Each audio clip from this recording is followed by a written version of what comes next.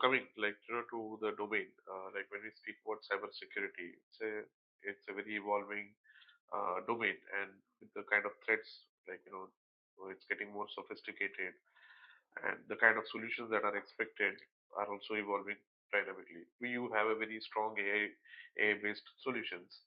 So if you could throw some light, how do you see, like, in the next year, like talking about 2026, what would be the key trends, if you could highlight some of those? So you spoke about AI. So while we use AI in defense, the attackers are much ahead in terms of using AI for attack. So the social engineering attacks that we see are a different league altogether. They are so persuasive, so to say, that in spite of so many awareness capabilities, technology upgradations, this continues to be a problem. Deepfake, huge problem, huge problem, and most of these deepfake attacks happen outside the corporate networks, Right. between your personal channels and the other person personal channels. So very hard to really have technology support you, because at the end it is you, your device, and the other individual. Correct. Second thing. Third is huge problem of supply chain attacks, right? Lot of capabilities now transcend the organization's original bounds of technology. So for example, if you are I mean, think about it. If you look at Ola or an Uber, they don't own the car, they don't own the payment system, they don't own the physical maps or GPS, right? They don't own any details as far as logistics are concerned. Everything is a third party that has come together on a platform, right? For that matter, if you look at Swiggy or Zomato, leave the e-commerce companies aside. If you are today a fintech, a financial services company, your loan original system will be something else. Your CRM is outside your organization. Your KYC is being done by someone else. So all of these are third-party platforms that integrate, and you are only as good as your weakest link. So Correct. something that goes wrong in your weakest link may end up impacting you. Uh, you could have a school of thought that I will do everything myself, but you don't have time to market advantage. So the reality is that you will integrate with external providers, because that's the way the market is headed to. But supply chain risk is a problem that you have to really worry about. So that's one. There's a third element that I think. Fourth is this whole API security is kind of linked to supply chains. You're exposing APIs to outside world to interact. This is relatively a new concept. APIs are not tested, not created well, results into a problem statement. Yeah. So ransomware is something that continues to be a problem. You used to have a single extortion, you have double extortion, now you have triple extortion. Uh, so that's so encrypt, exfiltrate, and decrypt. So that's a problem that you are facing. And the last but not least, the current geopolitical instability results into nation state actors Yes. being extremely active, and they have immense amounts of resources that can go after you. And so whatever happens geopolitically, you have to worry about the impacts depending on the regions and Correct. countries that you operate in. Correct. So, as you mentioned ransomware, just slightly digressing, because that is something also which I am interested in with XDR and, SIM. A lot of technologies are there which which ideally should be protecting you from ransomware, but still you see, there are variants which are happening, and large scale ransomware attacks or deployments are happening, which are leading to financial losses for organizations. What's your thoughts on this? So unfortunately, as they always say, that in security you have to succeed always and never succeed once, right? So the odds are kind of stacked against you. Um, with AI, a lot of defense mechanisms have become far superior, but the attackers have also become equally better. The other challenge that we face is that we are no longer confined to the boundaries of the organization. So individuals today log into customer environments from anywhere. I just spoke about exposing your environment to third parties through supply chain. Your own infrastructure sits in cloud today. So there's a variety of places where you have ingress and egress that is happening.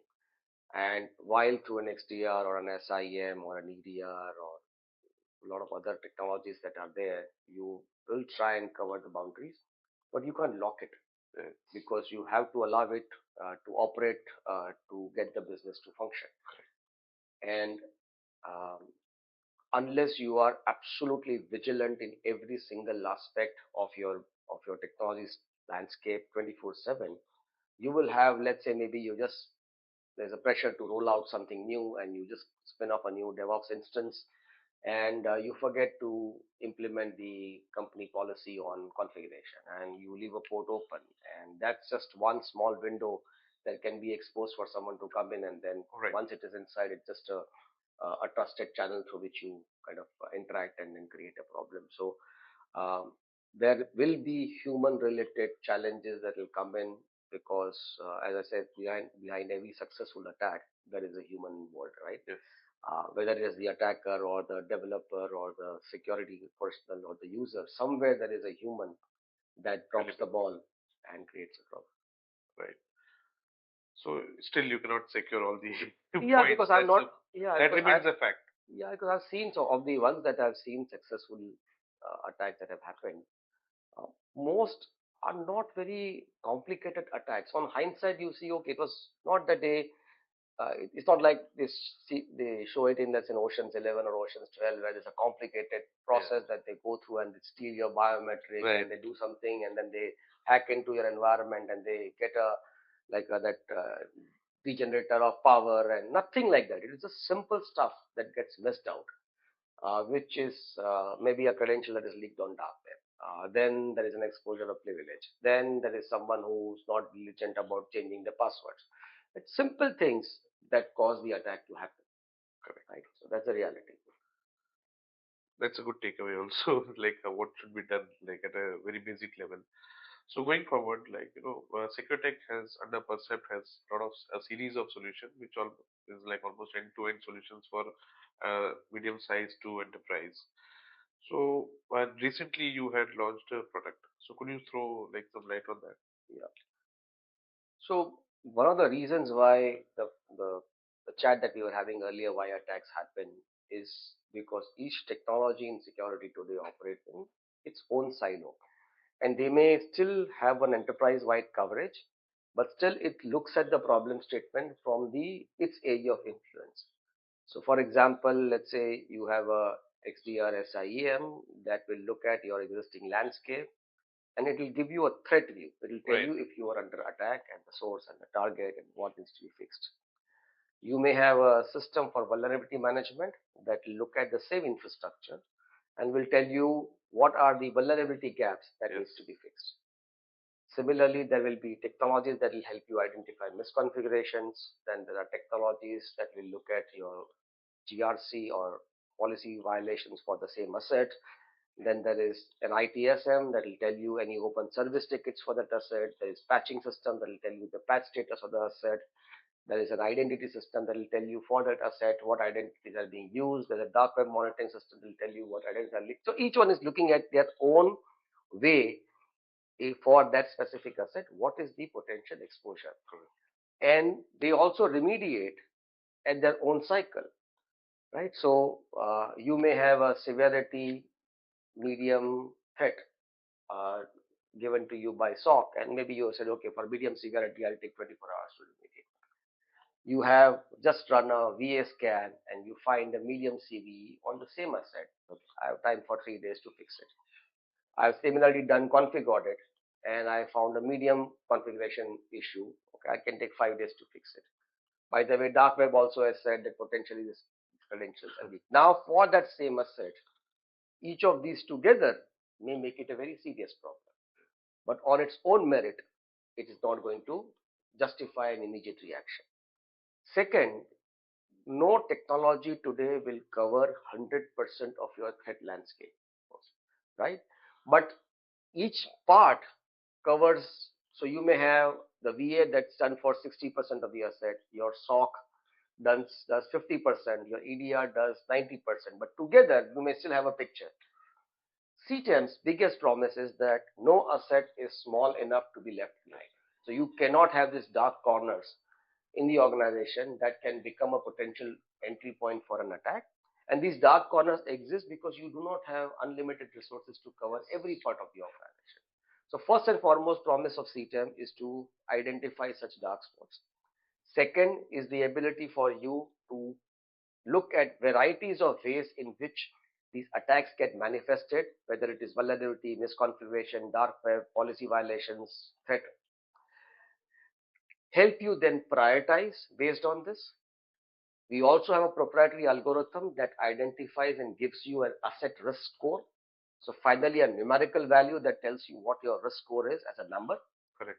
And a roll up of that is an enterprise risk score. So today, one of the challenges that security has is that we have these three-letter acronyms that make no sense to the management.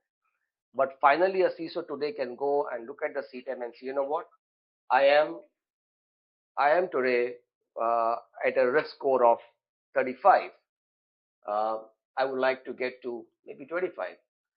And I can look at my complete landscape and say, you know what, these are the 5 things if I was to do, I can get to 25. Correct. Right? So you can straight go to cause and effect. And you can easily go to your management and say, you know what, I'm able to, if you give me this money, I will bring your risk from 35 to 25. Right. I don't have money to make it zero, but I can bring it down to an acceptable risk score. Correct. So I think it's a very novel approach to have all the assets monitored and with a good insight into what is where and how. So the manageability becomes more directed. So who are the immediate competitors in this segment because So it's a relatively new concept. exactly. It was coined by Gartner, so it's not our term. It's a Gartner term that was coined somewhere in 2024 late. So it's about a year back. Um, like anything in security, it's also become a very abused word where since it is the uh, next shiny object that everyone wants, so misrepresentation of what these shiny objects tends to happen. A lot of companies that were in the whole vulnerability conflict management space have moved to 24 by 7 vulnerability management and calling themselves CTEM. So you will find a lot of those companies uh, reclassifying them as a CTEM company. Some of the SIEM companies have added a few Yes. capabilities and gone into CTEM. Um, like for like, there are a couple of Israeli companies. There's one US-based company that seems to be in having thought through the way we are thinking through. But otherwise, it's predominantly been companies that have been naming themselves as Right. CTEM, but maybe doing breach attack simulation. That is what the original technology vast technology that you'll find some on a couple of Turkish companies and a European company that does it. Right. So is it a product which can be taken in by medium enterprises also, or Yeah, from large to medium. In fact, there's a different use cases for both. Large enterprises have a problem of visibility. That's what they want to solve. Medium enterprises have a problem of resources. So when I don't have enough resources, where do I prioritize? right? CTEM allows you to prioritize. So instead of you running and solving every single problem, because that's what every tech stack will ask you to do, Right. you can then take a more informed view, saying, you know what, this I can leave behind, but this, all of those being medium, still creates a huge security risk for me. So different ways if looking at the problem statement from an answer perspective. Right. But large companies will look at it differently. The small companies will look at it Right. What would be the market size for this particular very product? early stage. So it's maybe it's in few hundreds of millions right now. It's too small, but growing very very fast. So expected to be a few $1 billion in a couple of years only. So Right. this is going to be a significantly large business.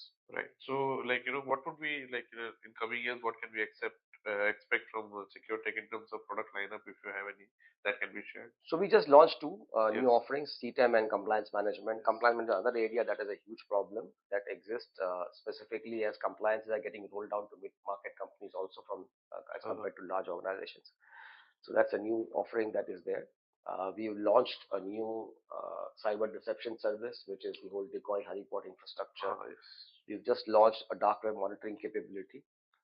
Going forward, we're adding newer and newer capabilities within the platforms that we already have. So the whole idea is to scale the existing capabilities. So let's say in identity, we're adding PIM-PAM, which we did not have. So those are some of the new capabilities. But right now, with all that we have launched, no new products for the foreseeable future. the strengthening what we have, and Correct. then making sure that CTEM and CM find its footing is where our focus is going Right. to be. So, with the Indian landscape, and a lot of companies boardrooms have started giving priority to cybersecurity. How big would be the market size in the next 1 or 2 years, as per your expectations? So it's already tens of billions in the country right now. It is growing very fast. It's growing at a pace higher than, I think it's about 11 or 12% growth, Uh-huh. CAGR, compared to 9% globally. Um, there is a sleeping giant that has just woken up, which is the government segment. Yes. Post Operation Sindoor, they have really loosened the purse strings in terms of going after security, and a lot of focus of making India, right? So I expect that till now, the large part of buying was happening in the financial services segment. Government will probably rival, if not overtake, that spend in the coming years. And then the mid market, which was kind of diffident in spending for security because of what's happening around them, Uh, they expect to spend. So the 11-12%, I don't think bakes into this reality that government and some of the other segments Sorry. will start stepping in. Right. So, as per my understanding, BFSI has been your predominantly focus area.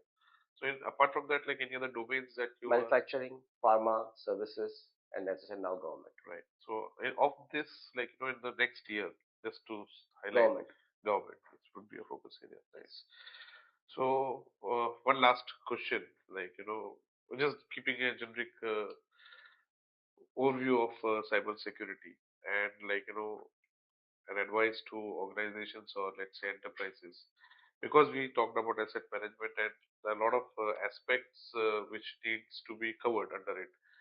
So, for a medium enterprise, as you said, there are certain restraints. What should be their approach? Considering I'm not talking about enterprises who have big kitty and they can spend from end to end and they can adapt larger solutions also. But India is a country where there is a huge number of medium enterprises, ranging from 200 to 700 crores, let's say, and they have started talking about cyber security and they're seeing what is happening. So, what should be their approach? How should they go about addressing big? So the good old you know, basic principles of security hold true even now, which is people, process, and technology, right? So in smaller organizations, specifically when they are owner driven, there is this whole people element that becomes a risk, Yes. and we have this whole power distance very Sorry. high that the world called coined by Malcolm Gladwell, where we don't question authority. And power distance is what is used to carry out attacks.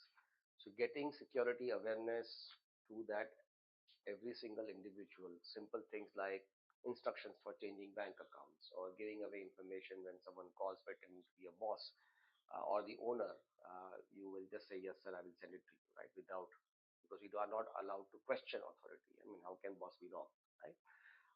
So the people element continues to be a problem, and it's a big problem in smaller companies because in smaller companies, people have disproportionate access and power compared to a larger organization because of the silos. You Yes. can only, if the damage happens, it will be only to that specific silo. There's only one finance guy, one IT guy. Effectively, you have the keys to the whole organization. That's one. Process, having a very strong, or at least having the basic understanding of security processes, things like password policy, backup policy, simple things like around ensuring who has access to what. These are basic things that you can look at from a security policy. You don't need a policy which a large bank follows, but at Right. least a small version. Thankfully, the Indian government has just Sorry. released a guideline for MSME Yes. in terms of the 15 controls that they need to implement. And I've looked at it, it's a very, very doable, will not burn a hole through your pocket kind of a framework that they put together. Would be advisable to put that. So, a good process in mind. And third would be basic technologies. You again don't have to boil the ocean by buying huge amount of capabilities, but a good endpoint security, a good network security, good capability around security monitoring. Uh, if you don't have skills inside, then maybe partnering with someone who can do that activity for you would be something that allows you to make it that much more difficult for the attacker to go after. Uh, from a budget perspective, I would say for a market Sorry. company, if you're spending between 2 to 4% of your revenue on IT, maybe 6 to 7% or 8% of that IT spend can be towards security, which will still be reasonably large enough for you to get the basics in place. And then as you mature, then you can obviously look at adding more Correct. capabilities to it. That was it. So thank you for sharing your valuable insights and Thank you. having us Thank you here. for having me. Thank you so much.